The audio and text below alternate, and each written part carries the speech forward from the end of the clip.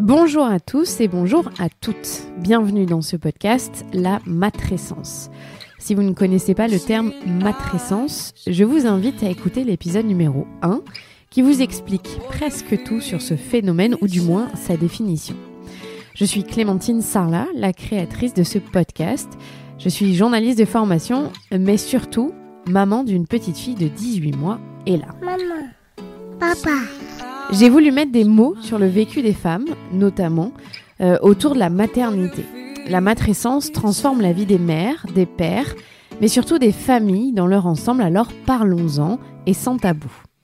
Dans ce 3e épisode, nous allons parler d'un métier très peu connu en France, parce que cette semaine, du 22 au 28 mars, c'est la semaine mondiale des doulas.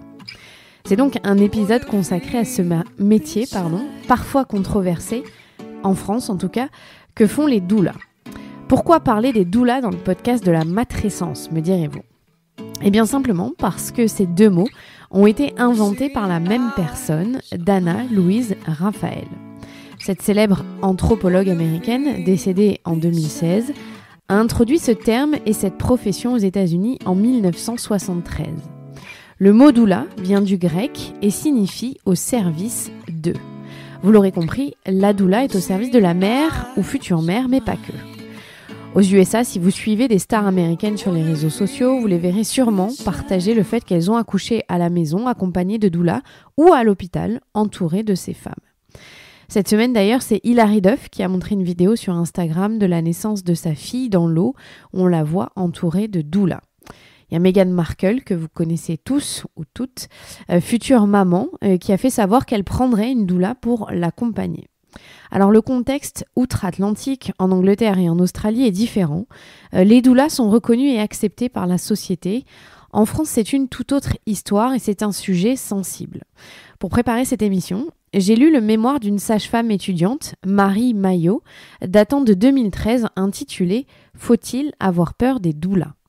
Il y a une extrême méfiance de la part des sages-femmes et de l'ordre des médecins dans leur ensemble envers les doulas et nous en parlerons dans cet épisode. Les doulas, dans l'histoire en France, ont même été apparentés à une secte. Il est par exemple impossible de quantifier exactement le nombre de doulas dans l'Hexagone puisque c'est un métier peu connu et surtout non reconnu dans un cadre légal. Dans cet épisode, j'ai le plaisir de recevoir Julie Toutain, doula sur la région toulousaine, qui a opéré un virage 360 degrés après la naissance de sa fille pour devenir doula.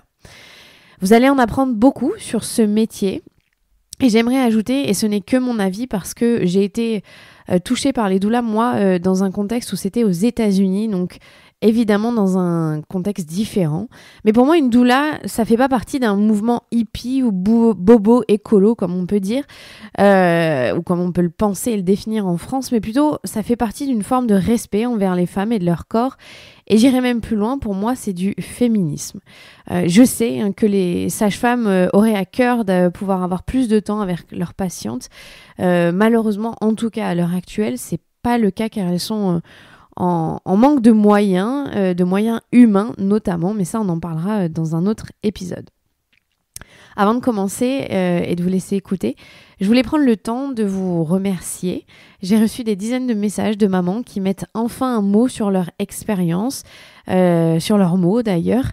J'ai eu aussi des papas. Alors merci parce que c'était le but. J'ai reçu des messages de couples qui ont écouté ensemble. Je sais que ça peut déboussoler, que c'est pas simple les premiers pas dans la maternité, dans la parentalité en général. Et je suis ravie que ça puisse délier un peu les langues et enlever de la culpabilité parce que c'est absolument pas ça qu'on recherche quand on devient parent, même si c'est un sentiment qui est malheureusement un peu trop ancré en nous. Voilà, donc c'était le but de ce podcast. Je vous souhaite une très bonne écoute. Merci Julie d'être avec moi par écran interposé parce que tu es à Toulouse et moi à Bordeaux. J'ai pas pu me déplacer, mais c'est pas grave, on va avoir une belle conversation. Alors, je pose toujours cette question aux personnes qui interviennent dans le podcast, mais à toi, je vais pas la poser parce que je sais que tu sais ce qu'est la matrescence. En revanche, ce qui m'intéresse de savoir, c'est est-ce que tu as ressenti un gros changement d'identité à la naissance de ta fille ? Alors oui, ça m'est arrivé. Alors ça a mis un petit peu de temps à venir, à ce que je comprenne un petit peu tout ce qui se passe par là. Mais moi, dans les changements vraiment intenses que j'ai vécu, c'est surtout celui de... J'ai eu l'impression de grandir à nouveau, d'avoir une nouvelle étape d'évolution dans ma vie. J'ai dû revoir un petit peu l'enfant que j'ai été, surtout beaucoup. J'ai dû découvrir qu'il y avait plein de choses que je devais régler avec cet enfant-là.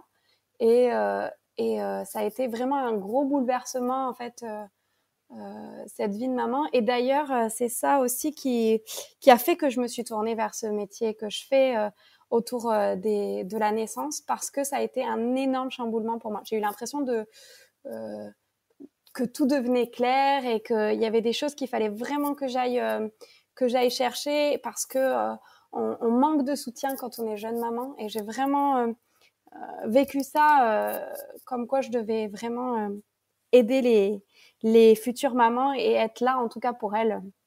Et alors, je sais que tu sais ce qu'est la matrescence, mais toi et moi, on le sait, en France, les doulas sont très, très peu connus. Comment est-ce que tu définirais le métier que tu fais?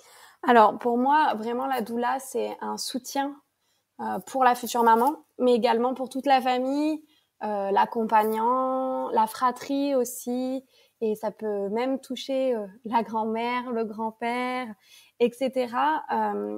C'est vraiment une amie, je dirais, une amie intime du couple, de la famille, de la future maman. Et ça va vraiment être quelqu'un qui est là pour que ce moment-là soit vécu de façon pleinement consciente et satisfaite de la part des parents. Toi, tu as eu une petite fille. Est-ce que tu as eu une doula pendant ton accouchement? Non, j'ai pas eu une doula, mais en tout cas, parce que je connaissais pas à l'époque. C'est vraiment quand elle est née que j'ai commencé à m'intéresser à tout ce qui touche la périnatalité. Mais très, très franchement, pour mon deuxième bébé, j'aurai une doula. C'est sûr. Du coup, raconte-moi comment est-ce que tu es devenue doula? Qu'est-ce qu'il faut faire pour être doula en France? Parce que c'est très particulier en France. Oui, alors en France, c'est pas un métier qui est reconnu, en tout cas pas par l'État français.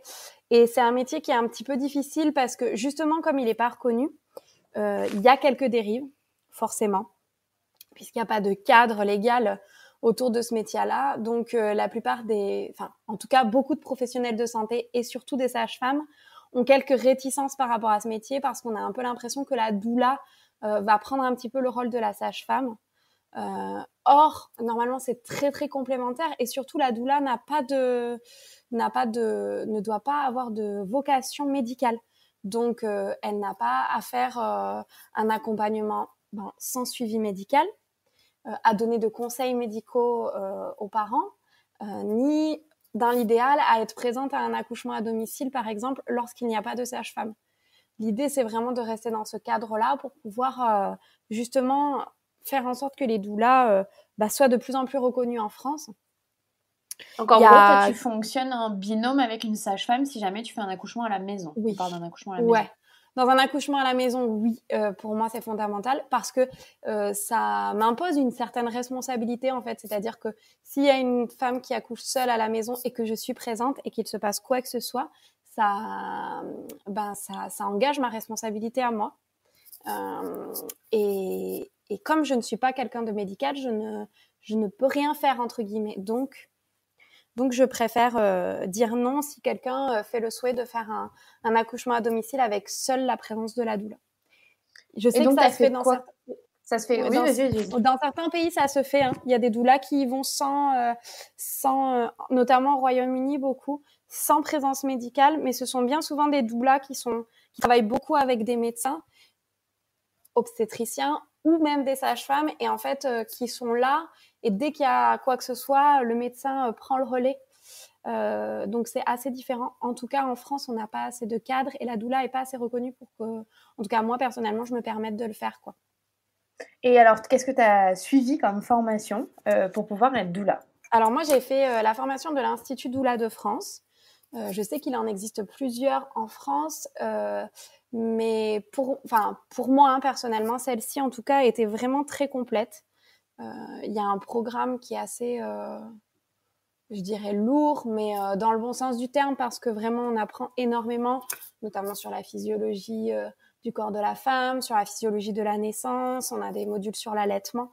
C'est vraiment des modules très très complets.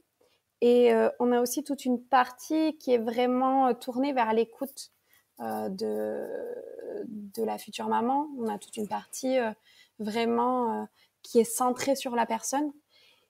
Et je trouve que je sais qu'il y a par exemple des organismes qui font des formations en ligne. Et je suis assez réticente, entre guillemets, à ça parce que au-delà du contenu de ma formation et de ce que j'ai appris qui était conséquent, ce qui m'a vraiment appris et qui a vraiment formé un bagage énorme dans ce que j'ai aujourd'hui, c'est vraiment le partage d'expériences et les échanges qu'on a pu avoir entre femmes, entre mamans, entre futures mamans ou même certaines qui n'étaient pas encore mamans et certaines doulas déjà actives. Et ça, je trouve que c'est extrêmement riche et que c'est vraiment pour moi la moitié presque de ma formation, quoi. Et en gros, pour être doula, sincèrement, ce qui est vraiment la composante essentielle pour vous, c'est un accompagnement psychologique, on va dire. Comme tu dis que vous n'avez pas les compétences médicales, vous, c'est la partie psychologique, émotionnelle. Et on sait, surtout pour la naissance, que le mental, c'est comme pour les sportifs de haut niveau, ça joue énormément. Au quotidien, c'est ça, ton travail, c'est de bien connaître les personnes que tu accompagnes pour pouvoir pour t'adapter au mieux à leur psychologie. Oui, alors surtout qu'en plus, il y a 80-90% des naissances presque qui se font à l'hôpital, enfin en maternité, à l'hôpital. Et on sait que quand même, dans ce cadre-là, on a affaire à un nombre de personnes incalculable puisque c'est pas toujours la même personne qui nous suit. Donc, le rôle de la doula, c'est vraiment d'avoir une personne constante auprès du couple, auprès de la famille, et d'avoir quelqu'un qui a toujours le même discours. En fait, d'avoir un espèce de roc qui bouge pas. Et donc, oui, j'ai une grande partie émotionnelle. Je suis là, du coup, pour les parents. Avant la naissance, pour tout ce qui est questionnement, l'idée aussi, c'est vraiment j'ai une grosse partie information parce que j'en ai beaucoup et cette partie-là en fait c'est vraiment nécessaire pour que les familles se sentent prêtes en fait à vivre l'accouchement qu'ils ont envie.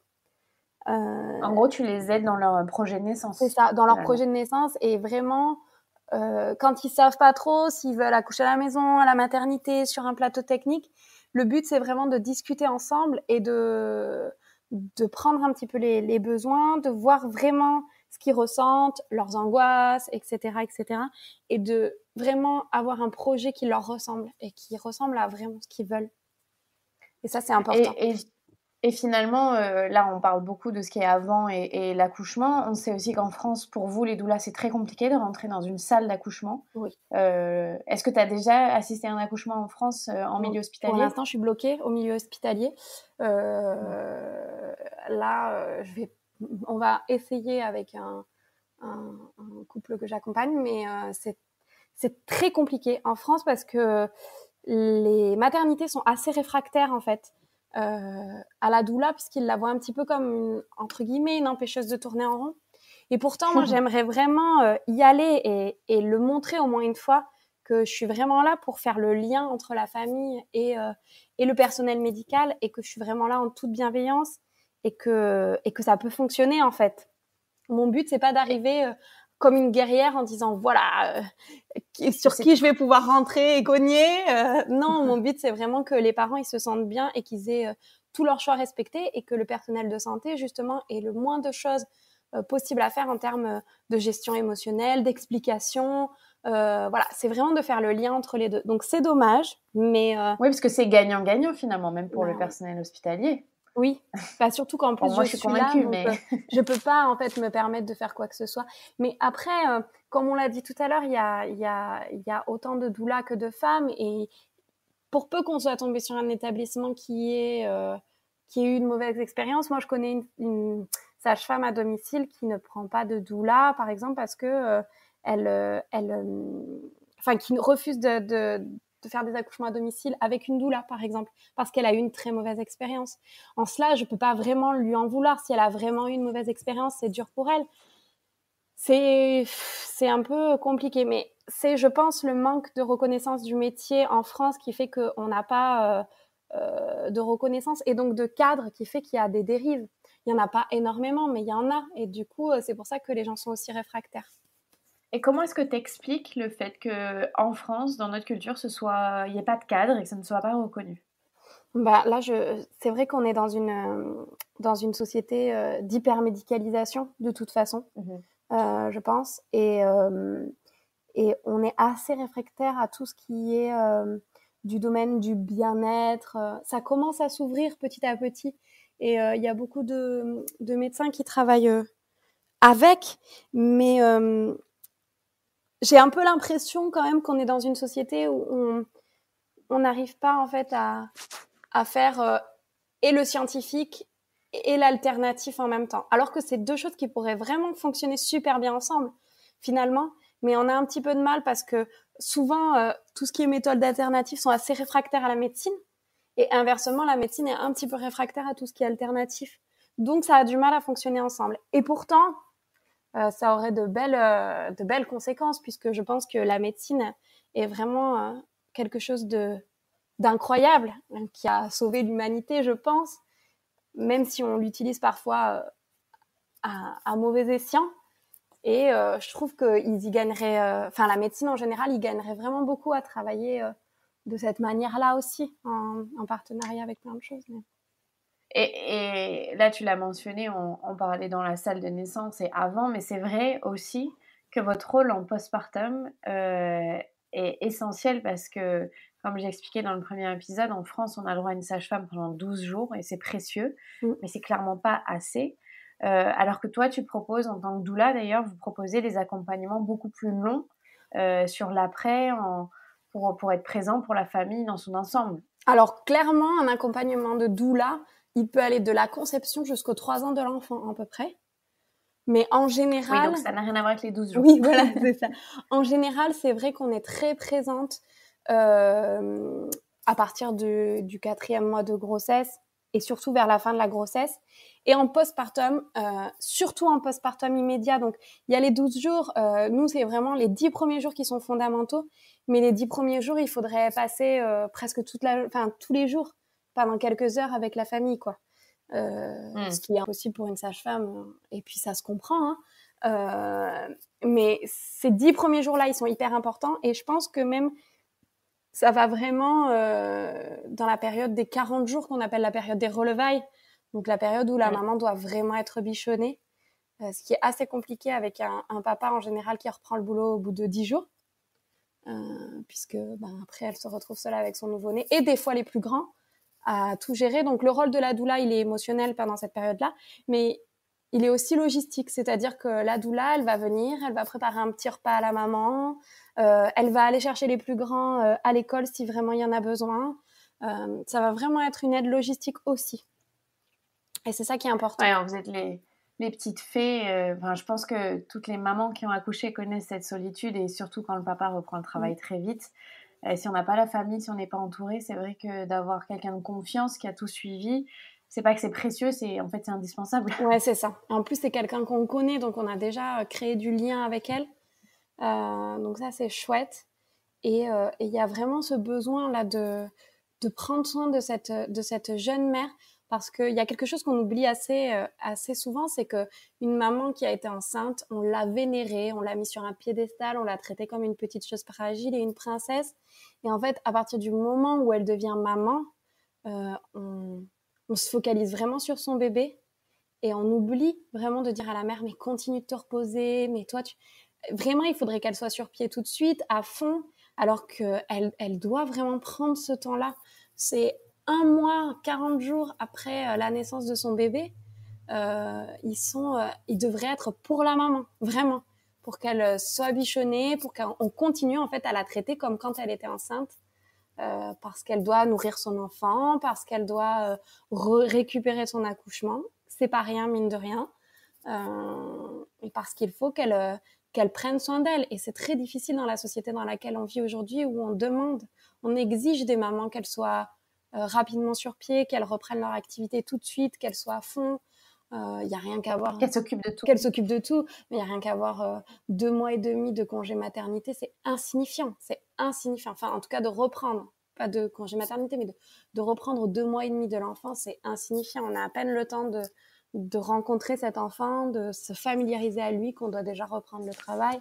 Enfin, la société est pas aidante, en tout cas, pour que la mère prenne soin d'elle et prenne soin de son bébé correctement.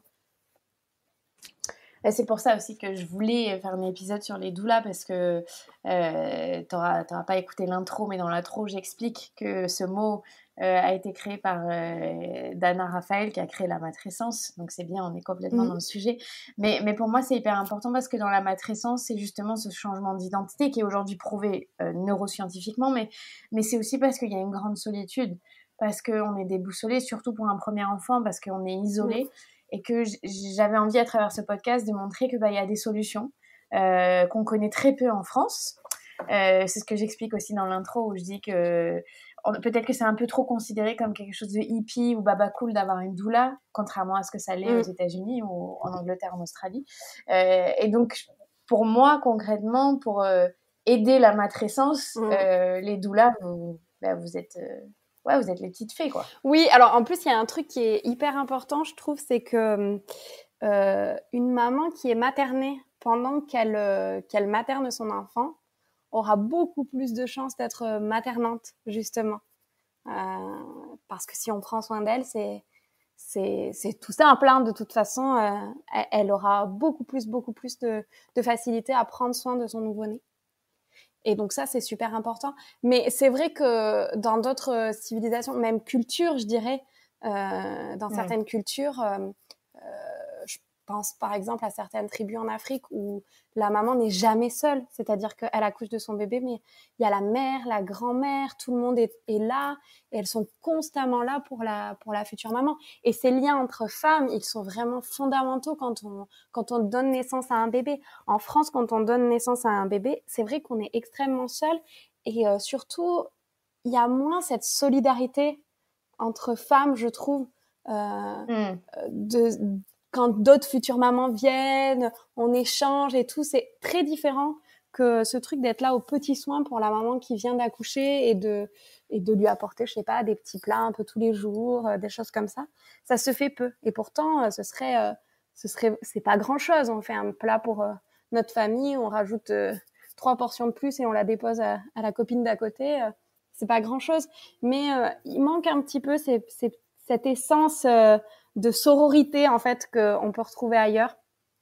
Et donc la doula. Moi, j'aime bien dire mamarité. Oui, c'est très joli. La mamarité. C'est très joli. Oui, parce que la sororité, c'est plutôt les liens entre femmes. Là, ça va vraiment être les liens entre mères. Donc, c'est joli. Ouais, parce que moi, je suis la première, hein, avant d'être maman, j'avais aucune idée de la solitude que pouvait ressentir une mère après l'accouchement. Enfin, je pense que ça t'a fait un peu la même chose, mais je savais pas que quand on va à la maternité, en fait, on dérange plus qu'autre chose.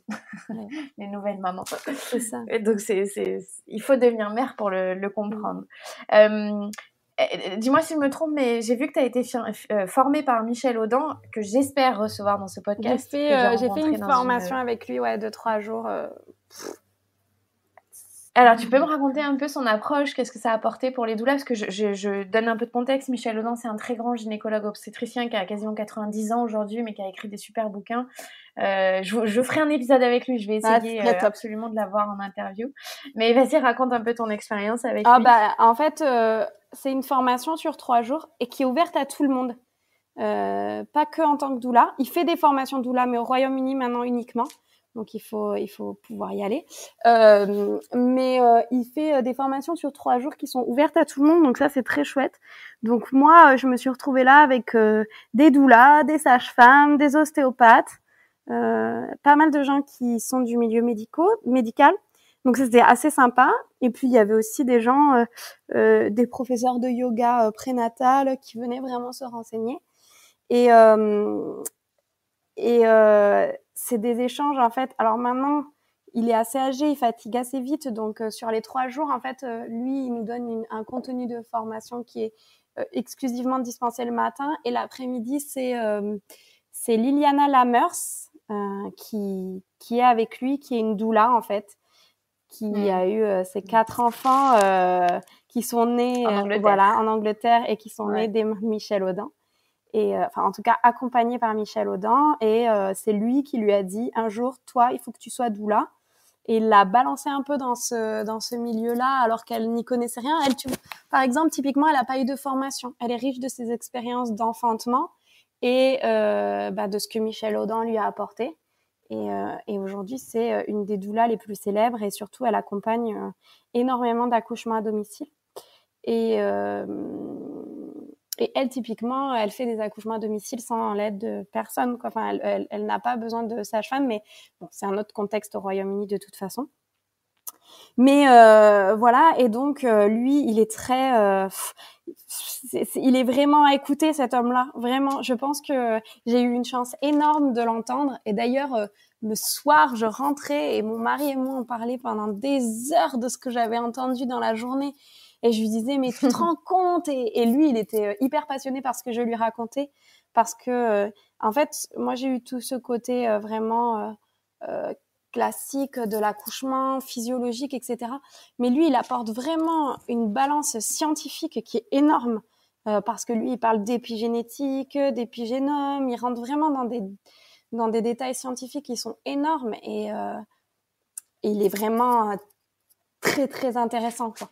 Très, très intéressant. En fait, lui, ce qu'il dit, pour que je vulgarise un peu pour les gens, qu'en gros, on peut courir à la fin de l'humanité si on continue d'accoucher de la manière dont on accouche, dans des milieux beaucoup trop sceptiques, et où voilà, si vous avez des enfants qui ont beaucoup d'eczéma, qui ont beaucoup d'allergies, ça peut aussi venir de la façon dont vous êtes né. Et lui, voilà, il étudie ça avec des biologistes. Pour ça, c'est très intéressant parce que, comme tu dis, tout à fait. Et puis ça repose sur beaucoup d'études en plus qui sont parues dans des grands journaux scientifiques qui sont hyper reconnus. Et oui, lui, il est vraiment à fond pour l'accouchement à domicile pour plein de raisons en fait. Pour que ça se passe bien, puisque globalement, et dans beaucoup de pays, on se rend compte que moins on fait d'actes sur la maman qui est en train d'accoucher, moins elle risque d'avoir d'actes, en fait, tout simplement. C'est moins on en fait, moins on en fera, si je peux dire. Mais en tout cas, c'est vrai qu'il y a par exemple, dans des pays tels que la Hollande, où les femmes accouchent globalement souvent à domicile et plus qu'en hôpital, il y a un taux de césarienne qui est très, très faible. C'est 30%. Il y a 30% des femmes qui accouchent à domicile mais en tout cas, aux Pays-Bas. Ouais, mais c'est quand même... En France, on est à moins de 2%. En France, si on va accoucher à domicile, c'est un combat. Hein. Clairement, la maman qui va accoucher à domicile, elle n'est pas sûre d'avoir une sage-femme qui la suive. Et pour peu que pour un deuxième, par exemple, pour peu que la grossesse, la première grossesse ait eu, je sais pas, une césarienne ou un déclenchement, c'est quasiment impossible de trouver une sage-femme. Et pas pour des raisons, parce qu'il y a plein de sages-femmes qui le feraient, mais pour des raisons d'assurance, en fait, tout bêtement, parce qu'elles ne sont pas assurées pour faire des accouchements à domicile. Il y a un épisode avec une sage-femme qui accouche à domicile, donc ça sera bien d'en parler. Alors, je sais qu'il y a des études magnifiques qui ont été faites aux États-Unis sur l'apport des doulas. Est-ce que tu peux nous en parler un peu, pour que ce soit bien concret dans la tête des gens, Oui, tu sais, sur les pourcentages qu'il y a par rapport aux césariennes, à la douleur. Il y a des chiffres assez parlants. C'est vrai que ça a été calculé, et c'est très, très chouette. Alors, c'est tout simple. Hein. En général, l'accouchement avec une doula, il est beaucoup plus simple. On réduit de 50% les risques de taux de césarienne, de 25% la durée du travail, de 60% l'utilisation d'une péridurale. Donc ça, je trouve ça assez énorme quand même. 40% les utilisations d'ocytociques. Alors les ocytociques, c'est l'ocytocine de synthèse en général qu'on met pour déclencher des fausses contractions. Et l'utilisation des forceps est diminuée de 30% en général. Donc ça aussi, je pense que ça pèse dans la balance, surtout quand on veut que notre bébé vienne au monde le plus doucement possible. Et en général, on utilise plutôt moins 30% à peu près de médicaments quels qu'ils soient pour soulager la douleur. Alors ça peut être les gaz hilarants ou autre, quoi. Et après, sinon, ça a un impact hyper positif sur l'allaitement aussi, la doula, puisque en général, il y a presque 90% de femmes qui ont été accompagnées par une doula, surtout en période postnatale, allaitent après, en général, 6 semaines. Et après 6 mois, on est quand même à 67%, sachant qu'on frôle les 5% d'allaitement après 6 mois en France. Donc, ouais. Ah oui, il y a une sacrée différence quand même. C'est conséquent, je pense. Parce que typiquement, l'allaitement, en tout cas, c'est en France une grosse lacune au niveau professionnel de santé. Ça, c'est clair et net. Pour moi, il y a vraiment un souci avec ça. Ils sont pas assez formés. Et en général, quand ils le sont, c'est fort d'expérience personnelle, en fait. C'est ou un médecin qui a allaité ou dont la femme a allaité et qui s'y connaît comme ça, quoi. Et toi, t'as accompagné combien de familles? Moi, pas beaucoup. Enfin, très peu, parce que là, je viens de commencer, en fait, mon activité. J'ai fait énormément d'accompagnement à l'allaitement, donc ça faisait pas mal d'accompagnement entre guillemets postpartum. Donc je baignais quand même là-dessus, mais là je suis à 3 familles d'accompagnement, donc c'est pas énorme. D'accord. Et c'était domicile ou c'était hôpital? Domicile encore. D'accord. Donc t'as été très présente avant et après. Et alors comment on s'organise quand on est doula? Là c'est vraiment une question pratique. Pour si jamais il y a des femmes qui ont une vocation, parce que c'est ça. Alors pour l'accouchement en général, on peut être appelé à n'importe quel moment. Après, c'est important d'être très dispo les premiers jours qui suivent l'accouchement surtout. C'est vraiment dans cette phase-là que la maman elle va avoir besoin. Et même, je dirais, de prévoir de passer au moins tous les jours, voire tous les 2 jours au domicile de la maman qui vient d'accoucher. Ou à la maternité, quand elle est en maternité. Parce que là, ça pose moins de soucis, du coup, de venir en maternité après l'accouchement. Voilà, tu gênes un petit peu moins. Puis bon, du moment que ça interfère pas dans leur big, ça passe très bien. Mais oui, c'est surtout, il faut vraiment prévoir d'être très dispo au moins les 10 premiers jours. Et après, il y a quand même une disponibilité émotionnelle qui est là, c'est-à-dire que certes, par exemple, il y a des parents qui vont prendre un forfait 10 rencontres et on va se voir 10 fois. Mais peut-être que après un rendez-vous ou à un moment donné, il y a quelque chose qui va ressortir et la maman va avoir besoin de téléphoner à la doula et de passer peut-être 1 heure au téléphone avec elle. Et ça fait pas partie des rencontres, mais ça fait partie du job. Et donc, c'est important d'avoir une disponibilité émotionnelle aussi, d'avoir une capacité d'écoute quand même particulière, notamment d'écoute active. Et toi, concrètement, qu'est-ce que tu proposes dans ton accompagnement? Alors moi, c'est vraiment en fonction des familles. Ça vraiment dépend de leurs besoins, de leurs ressentis.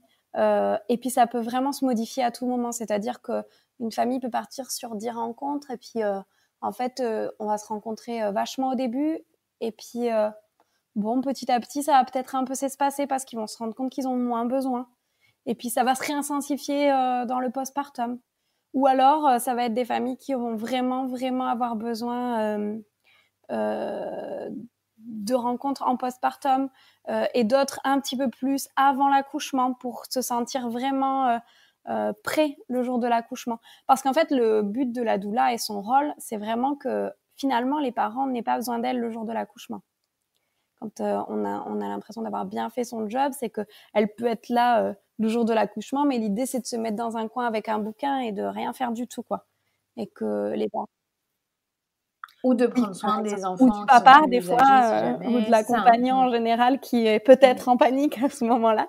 Mais normalement, lui aussi, il doit se sentir super serein, mais après, bon, on peut jamais... Mais voilà, l'idée, c'est vraiment d'être là en sous-marin, entre guillemets, si présence à l'accouchement il y a, quoi. Parce que là, du coup, concrètement, tu passes le relais à la sage-femme. Oui, c'est elle qui... Dans l'acte médical, oui. Après, dans l'idéal, même sur une sage-femme, l'idée, c'est de pas trop interférer quand même avec une maman qui accouche, quoi. et de lui laisser la pleine conscience et la pleine liberté de ses mouvements. Donc la sage-femme, en général, la sage-femme à domicile, elle suit la maman un peu comme une ombre. Elle essaie de voir un petit peu ce qui se passe et puis la doula, elle est dans son coin, elle bouquine son bouquin et puis elle est calme, quoi. L'idée, c'est aussi ça, c'est d'être une présence hyper rassurante, posée. Si t'as une doula qui court un peu partout, elle est en train d'accoucher et tout, c'est pas super aidant. Oui, Est-ce que dans ton accompagnement, tu parles de la sexualité? Je parle de ça parce que en France, encore une fois, on sait très peu qu'une naissance peut être orgasmique. On sait très peu que la naissance est liée oui, c'est un acte sexuel, la naissance, hein, tout simplement. Parce que c'est les mêmes organes. Oui. Et tu en parles ça un peu dans tes accompagnements? C'est hyper important. Les gens sont surpris. Après, tu sais, généralement, les gens qui prennent l'accompagnement d'une doula, c'est souvent des gens qui sont ouverts et qui ont déjà fait une recherche. Souvent, c'est ça, hein, en fait. Il y a quand même déjà une ouverture de base. Mais il y a quand même, il y a quand même des gens surpris. Et puis, mais c'est intéressant d'expliquer ça et c'est pas toujours évident. C'est vrai qu'il y a des gens, ils reçoivent pas toujours positivement le fait qu'on dise mais vous savez, si vous vous masturbez pendant l'accouchement, ça risque de le rendre beaucoup, beaucoup moins douloureux, quoi. Et c'est hyper tabou de toute façon en France. C'est hyper tabou. Oui. On voit ça vraiment... comme on donne naissance à un enfant, en fait, on se rend pas compte. On le voit négativement, en fait, alors qu'en fait, une naissance peut être orgasmique, une naissance peut se faire sans douleur, vraiment. Après, il y a un côté un peu religieux, hein, aussi. Tu enfanteras dans la douleur. C'est quelque chose de hyper... ça pèse. C'est hyper ancré dans notre culture et c'est encore là. Et aujourd'hui encore, moi je me souviens personnellement à un rendez-vous avec ma sage-femme et mon mari où la sage-femme lui a dit « Non mais attendez-vous à voir votre femme souffrir horriblement ». Et il lui a dit « Non mais je sais pas, je pense quand même. Non, mais là vous ne la verrez jamais dans un tel état, elle va souffrir horriblement ». Et je me dis « Mince, en fait c'est comme ça. C'est juste, on va souffrir et puis c'est tout. » Et pourtant, il y a d'autres alternatives. Ça peut être vraiment, ça peut vraiment être un moment intense. Oui, on dit pas que 100% des naissances peuvent être orgasmiques ou sans douleur, mais il y a une possibilité que ça existe. Et donc, c'est quand même plus facile de se préparer. Et même faire l'amour les derniers mois de grossesse. Bon, c'est bien aussi avant, hein, il y a pas de souci, mais je veux dire, faire l'amour juste avant l'accouchement, ça aide, en fait, ça prépare l'utérus et ça aide vraiment à ce que la douleur soit moindre. Mais après, il y a des livres qui sont sortis. J'ai pas de titre en tête, mais j'en ai lu un qui était hyper. Ah si, je le donnerai parce qu'il y en a un qui est magnifique. J'ai pas le titre exact en tête, mais j'en ai lu plusieurs sur la naissance orgasmique. Il y en a un qui s'appelle, tu sais, avec Anna May Gaskin, qui est une grande sage-femme américaine. Je le mets très bien. Elle en parle beaucoup dedans. Très bien. C'est très intéressant. C'est pour une naissance naturelle ou quelque chose, accoucher naturellement. Mais ça parle pas que de la naissance sans péridurale ou à la maison. C'est en général... En fait, comme pour vous, votre but, c'est de redonner le pouvoir aux femmes. Après, on ne dit pas aux femmes qu'il faut accoucher sans péridurale, mais on défend quand même cette réappropriation du corps de la femme, quoi, parce que typiquement, en France, on est dans une mentalité où déjà, la femme, elle accouche pas. On l'accouche. C'est le gynécologue qui l'accouche, c'est la sage-femme qui l'accouche, ou alors le postier qui l'a accouché à la poste quand elle a eu son bébé tout de suite. Enfin, c'est jamais la femme qui accouche toute seule. Elle a vraiment besoin d'aide. Donc là, l'idée, c'est vraiment que la femme se réapproprie cette part d'elle-même et de féminité qui fait qu'une femme est capable d'accoucher toute seule. Et sans l'aide de personne... même pas de son mari, hein, même si la présence est souvent grandement appréciée, une femme, elle est capable d'accoucher toute seule. Elle a cette capacité, cette puissance-là. Et il faut vraiment, en France, qu'on donne aux femmes, qu'on réapproprie aux femmes ce pouvoir-là, en fait. C'est important. Bah oui, ça passe par... Tout à fait. Tu vois, des podcasts comme ça. Des petites graines qui sont semées... petit à petit. Exactement. Est-ce que c'est compliqué de gagner sa vie en tant que doula en France? Oui. On ne vit pas d'être doula, c'est clair et net. Parce qu'un accompagnement, c'est à peu près 450 €. Et il en faudrait au moins 3 par mois. Pour y arriver, on en est loin. Pourtant, il y a beaucoup de femmes qui accouchent, mais c'est pas assez connu. Et concrètement, comment est-ce que tu t'organises dans ce cas-là? T'as un autre métier à côté? Alors moi, concrètement, là, non. Et j'ai le soutien inébranlable de mon mari et on a une situation financière qui est confortable parce qu'en fait, j'ai fait aussi le choix parallèlement de m'occuper de ma fille jusqu'à ses 3 ans, de ne pas la faire garder. Donc, l'idée, c'est d'être... Vous n'avez pas de frais de garde? On n'a pas de frais de garde, mais par contre, du coup, je ne travaille pas pour être avec elle. Donc, c'est un choix de vie, ça, c'est à nous. Mais il y a beaucoup de doulas qui ont un autre boulot à côté, hein, c'est tout à fait possible, ou un mi-temps, ou voilà. Mais nous, moi, c'est mon choix personnel, c'était ça. Donc, on a la situation de mon mari qui nous apporte un confort, et puis là, il y a mes apports à moi. Alors moi, je suis doula, mais j'ai une... Et souvent, on observe que les doulas ont des multicasquettes en fait, parce que moi je suis aussi monitrice de portage, donc je fais des ateliers de portage ponctuellement, mais je fais aussi pas mal de petites conférences, de petits cafés parents aussi, donc ça qui m'apporte une petite rémunération en plus. Et également, et ça rentre pas dans mon cadre de doula, j'ai vraiment cloisonné les 2 activités, mais je fais de l'accompagnement naturopathique, grossesse, allaitement et jeune bébé. À savoir pourquoi ça rentre pas dans ma casquette de doula et pourquoi j'ai vraiment cloisonné les 2 activités, c'est parce que ça peut passer pour un accompagnement médical. Pourtant, la naturopathie, c'est de la médecine, mais non conventionnelle, alternative et non conventionnelle. Donc, je suis obligée de le cloisonner et de pas le mettre dans la même activité en fait. Donc, d'accord. Donc en fait, tu jongles. Aujourd'hui en France, quand on veut être doula, faut s'accrocher et il faut jongler avec plusieurs activités, quoi. C'est ça. Alors ça peut être des activités autour de la parentalité, de la périnatalité. Je fais aussi du conseil parental. Et bien souvent, les familles qui font l'accompagnement avec moi font l'atelier de portage, des choses comme ça. D'ailleurs, pour les parents que j'accompagne, j'ai toujours des tarifs plus avantageux, forcément. Ils payent pas le prix d'un atelier que je ferais payer à des parents que j'ai jamais vus, par exemple. Parce qu'il y a un lien et puis ils ont déjà un accompagnement qui est là, donc c'est important. Mais il y a plein de doulas qui sont multicasquettes comme ça.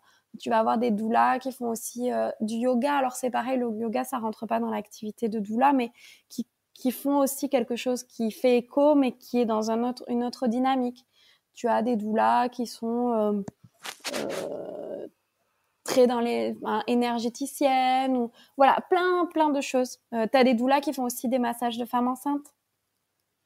Ouais, en fait, tu as des courants, comme dans plein de métiers, des approches différentes en fait avec un tronc commun. C'est ça. L'idée, c'est on se forme à plein de choses pour être légitime de plein de choses et puis proposer tout un panel de services qui s'adresse aux futurs parents et aux jeunes bébés. Voilà. Et est-ce que tu as une idée de combien vous êtes de doulas en France? Alors, j'ai pas trop d'idées. Je sais pas du tout. Je me suis pas trop penchée sur la question. C'est intéressant comme question. J'aimerais bien savoir combien on est de doulas. Je mettrai dans l'intro. Ouais, c'est une question intéressante.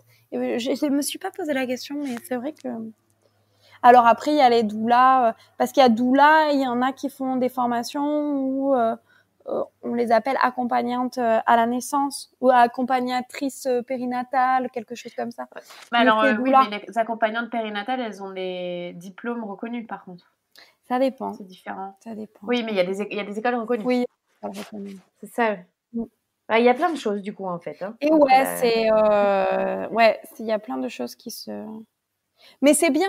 Plus il y aura de choses comme ça, mieux ce sera pour les femmes surtout.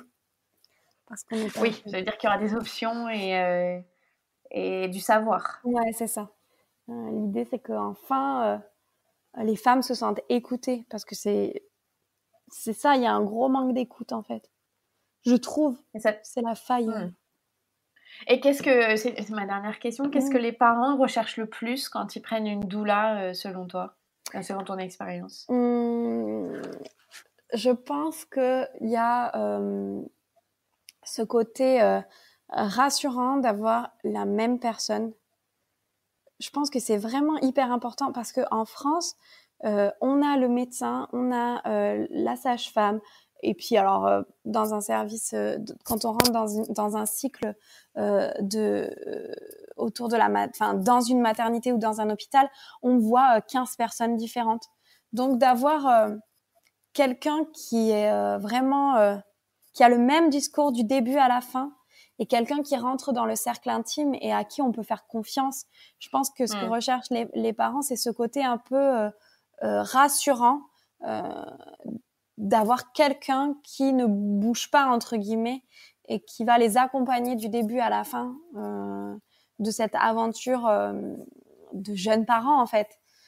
Parce que c'est assez effrayant, entre guillemets, de devenir... C'est excitant, effrayant, mais il y a ce côté où on va rentrer dans un truc où tout le monde va nous dire quelque chose de différent. C'est vrai, il y a vraiment... tout le monde va dire quelque chose de différent, et c'est hyper... moi, personnellement, ça m'avait vachement marqué. Ouais, ça m'avait vachement marqué. J'avais trouvé ça très, très déstabilisant.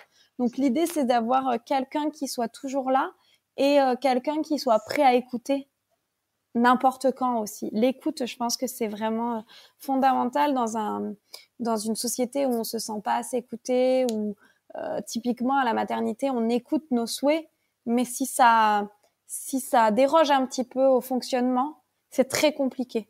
C'est très compliqué de je sais pas, de par exemple, quand on veut une délivrance du placenta naturel, c'est quelque chose qui est pas bien vu dans les maternités.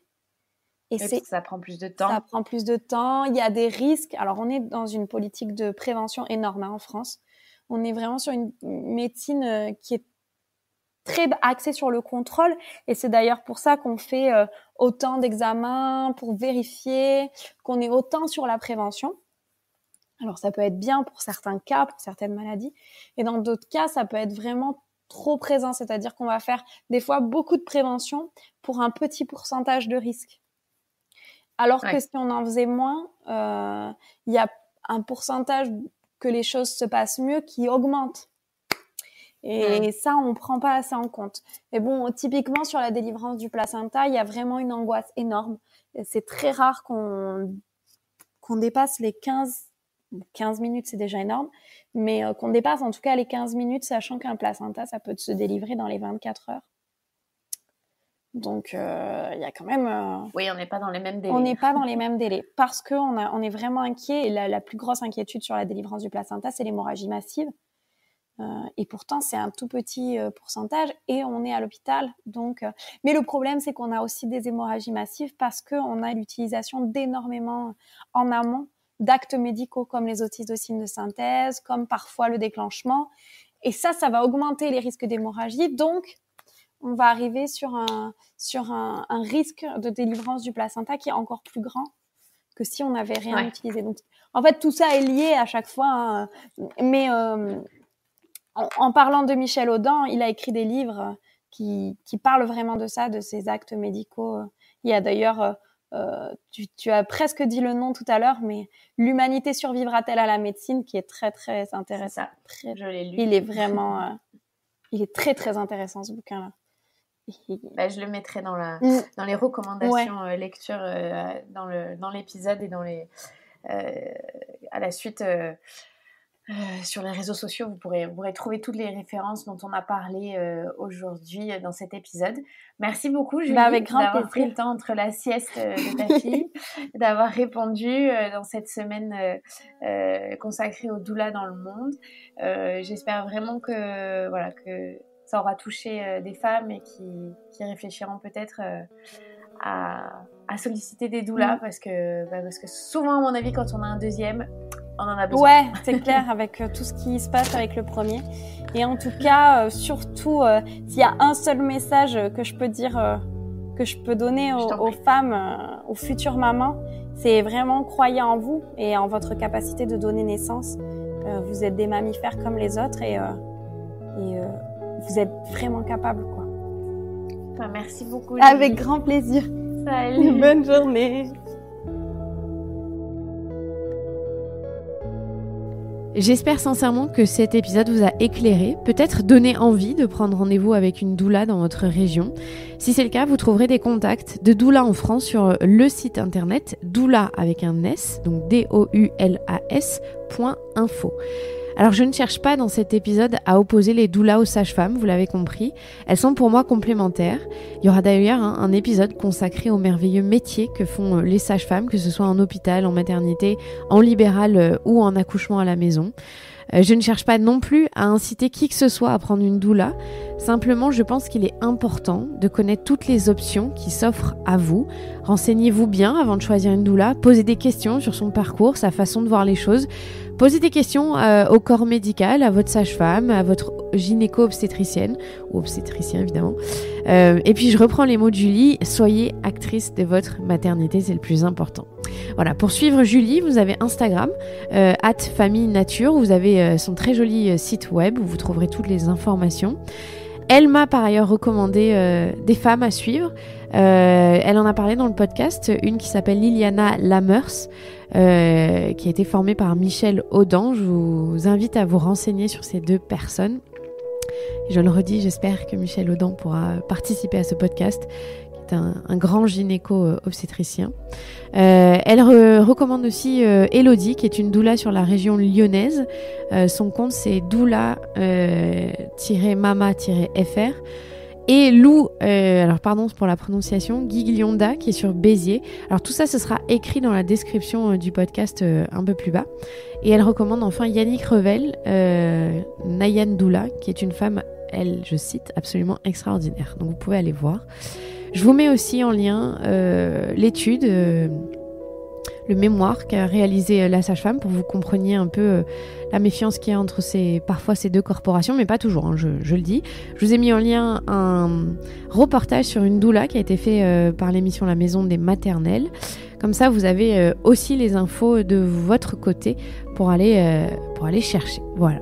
Très bonne journée à vous. Merci d'avoir écouté. Si vous avez aimé l'épisode, n'hésitez pas à laisser des commentaires, vos avis sur les applications, les diverses applications. N'hésitez pas à mettre 5 étoiles sur iTunes. Ça fait connaître le podcast, c'est important.